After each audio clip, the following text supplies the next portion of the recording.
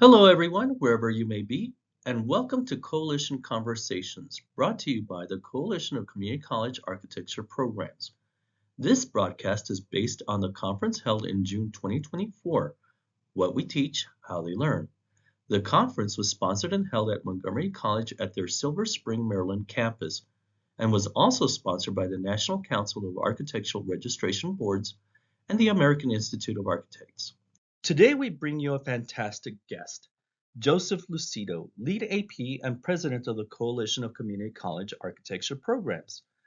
Joe holds a Bachelor of Architecture and a Master's of Architecture with a focus on real estate development from Woodbury College. With over 20 years of experience, he brings a wealth of expertise in architecture, sustainable design, and education to his work. As a highly accomplished professional, Joe is recognized for his deep knowledge and extensive background in these fields. One of Joe's previous roles was at Sillman Architecture and Design Build, where he personally oversaw the development and financing of both rural and urban properties. Several of these properties earned him notable awards: Design Build Institute of America, Western Pacific Regional Award and National Award of Excellence, Design Magazine Outstanding Project, Construction Management Association of America Project Achievement Award. With a strong commitment to education, Joseph currently serves as department head of the architecture department at Palomar College and as chair of design and manufacturing departments. He is currently president of the Coalition of Community College Architecture Programs and has proudly collaborated with NCARB's Workforce Readiness and Education Committee. Everyone, Joe Lucido. All right, well, just kind of start off by saying, so this is the presentation that we gave at the ACSA conference in November. This is 2024 at their Longview Administrators Conference.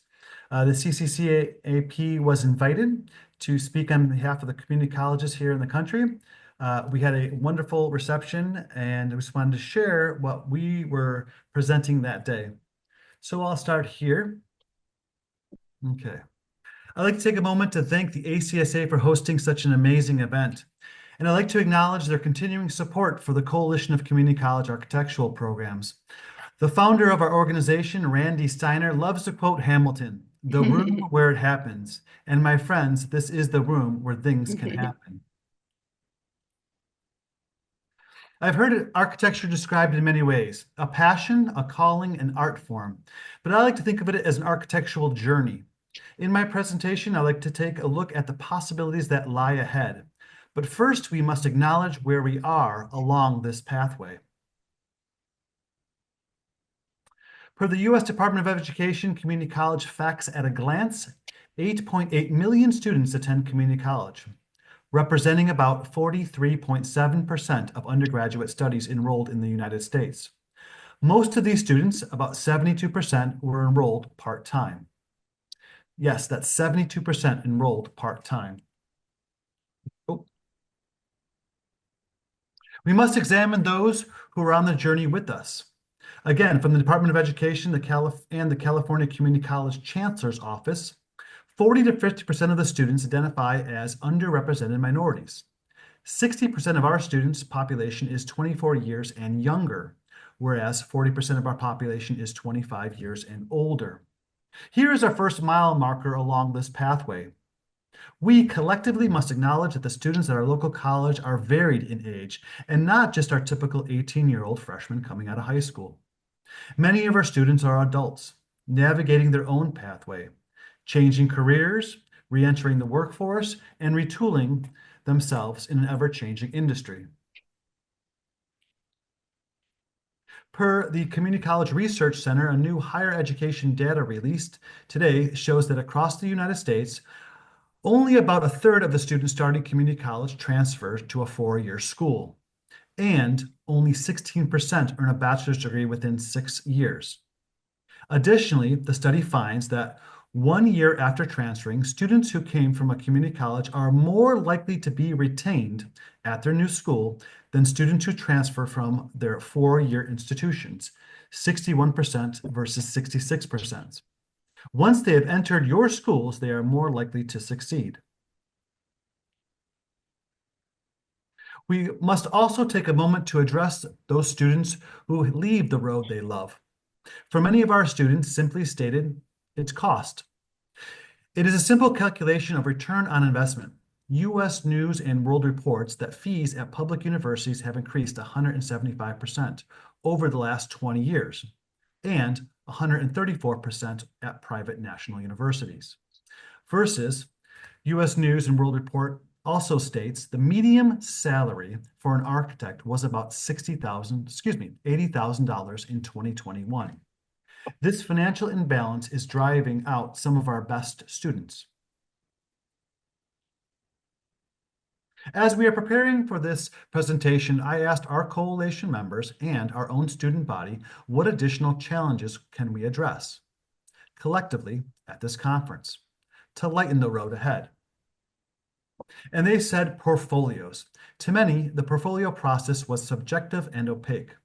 In the midst of their academic year, they are tasked with creating an individual portfolio for each school that they are attempting to transfer to. Imagine your own students in the middle of their coursework preparing 5 different portfolios for 5 different universities, all while maintaining their grades and working part-time. This is a daunting task that they will do time and time again because of their commitment to an architectural education. I'm sure collectively we can find a better solution. They also brought up transfer agreements. I've started to use the word unequitable transfer agreements, and I'm defining it as a transfer agreement that discredits the student as a whole and places them within a program that does not meet their desired goals. I've heard the countless stories of this: outdated transfer agreements, misalignment, technological gatekeeping, and even placing students in allied programs as they wait for a position in the architectural department, never considering the time and the debt service that the students are being asked to burden. For the universities that do have powerful transfer agreements, let's look at those successful alignments that you have created with your local colleges and display that as a national example. And the last thing our students brought to our attention was value. Many of our students, just like everyone here today, want to be acknowledged, included, and respected. I think it is fitting that this conference is called the Long View. Our local community college students have the longest view, many of them will not being able to realize their goals between 7 to 9 years, almost a decade of their life. It is easy to understand why 81% will succeed when they transfer onto a university of their choice. They are committed to the long view. Now, we must acknowledge the work that's being done behind the scenes that this conference can build upon. We are grateful for the ACSA Transfer Guide, a powerful first step in examining this transfer situation. NCARB's Workforce Readiness Report. This report identifies 53 knowledge, skills, and abilities, KSAs, needed to effectively perform in an entry-level architectural position, and NCARB's 16 competency standards. 16 KSAs and behaviors called competencies that describe the skills necessary at the point of initial licensure. Foundations. Taking the next steps together. Together, we must first acknowledge that our local community college are not merely stepping stones, but actually foundations. Foundations that we may build a career upon. These foundations are rooted in a technical education. Whether we're retooling industry or preparing for transfer, our schools play a dual role in this profession. Collectively, let's utilize and build upon our local colleges supplying architectural education and our strong regional workforce readiness. I embrace the day that NAB and CCAP can work closely together, aligning our goals and paving the way for a seamless architectural education pathway nationally. Again, we are here at another milestone. A technical education is a design education. As we move together, we'll need our university partners. I've spoken to many deans, and I understand the task is daunting, accepting students from a myriad of programs, all with different learning outcomes and different definitions of success. But this is where this conference can really shine. We can start to reevaluate our expectations and create new ones. And for those community colleges that need help, CCCAP is more than willing to support our national coalition in defining and developing that academic rigor. Collectively, we can look at our workforce readiness report and those 16 core competencies as tools to set a baseline, possibly tools that other community colleges can use to ensure academic rigor, and our local universities can realign expectation towards. Again, we are here at another milestone. Workforce readiness is university readiness. The fork in the road. If we want to build a strong, diverse community, we must acknowledge and embrace alternative pathways. For many of my own students, continuing on in architectural education is not an option.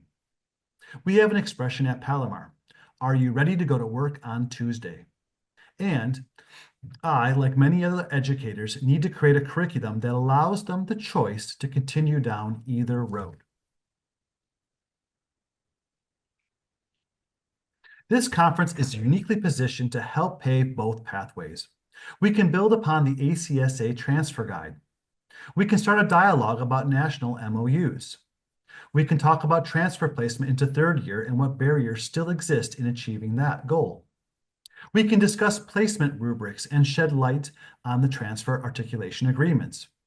We can even have a dialogue about the importance of completing their associate's degree before moving on, or a discussion about impacted schools not really being a viable option.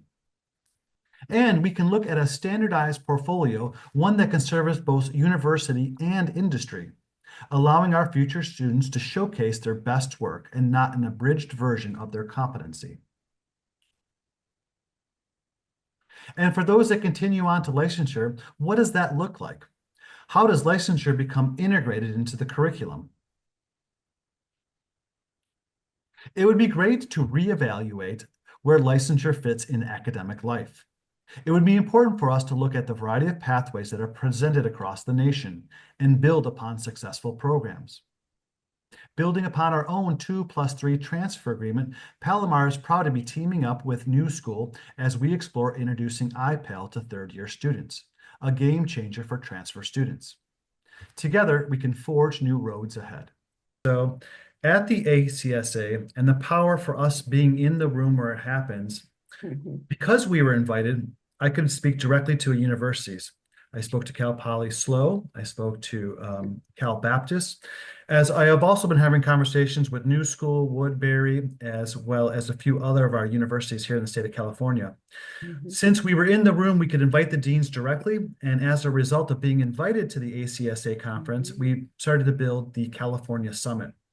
So CCAP has our regional delegation, which aligns with NCARB's regional delegation. So Region 6 has the state of California. And we're going to try something here in the state of California. We're going to invite everybody into a room. This will happen January the 31st. We have just got confirmation of the place and time. It'll be at El Camino College. Then we're going to bring all these universities, NOMA partners, AIA partners, and we're going to talk about this 52 competencies and this portfolio that can showcase the 52 competencies. And how does that look and what does that look like? Then what we're going to do in the state level is how can we use this, we'll call it a universal portfolio, to start navigating our students through multiple universities around.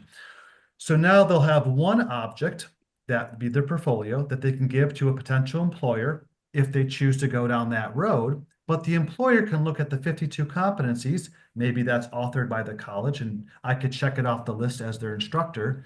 And now it'll help them get a job.